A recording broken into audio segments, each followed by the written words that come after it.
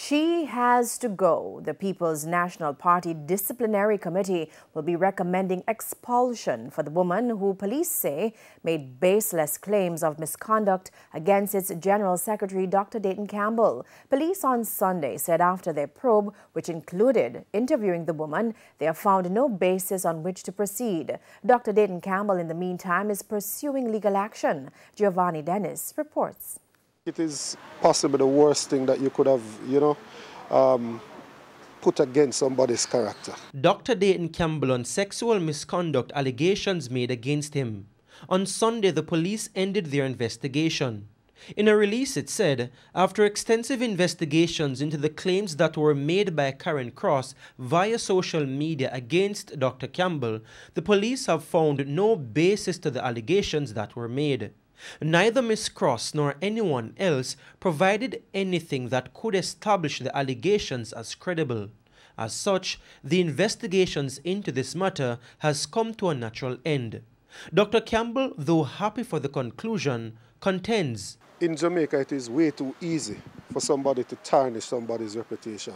You go to bed one night, you wake up the next morning with some allegations swirling about you, and people just run with it. It's not something that you would wish on your worst enemy.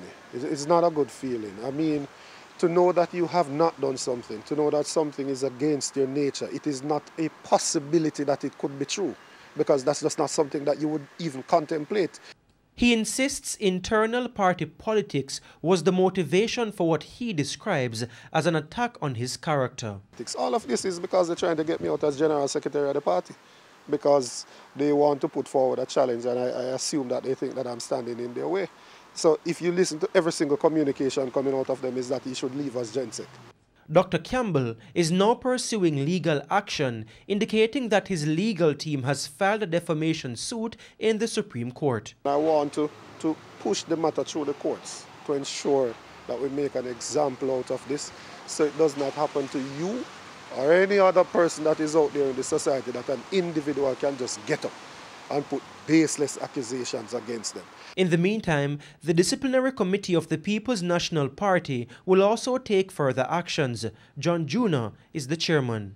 We have absolutely no alternative but to, as the Disciplinary Committee, conclude that this is activity that is prejudicial to the interest of the party, and to take the appropriate action, or to recommend to the executive the appropriate action, which in my view must include expulsion from the party.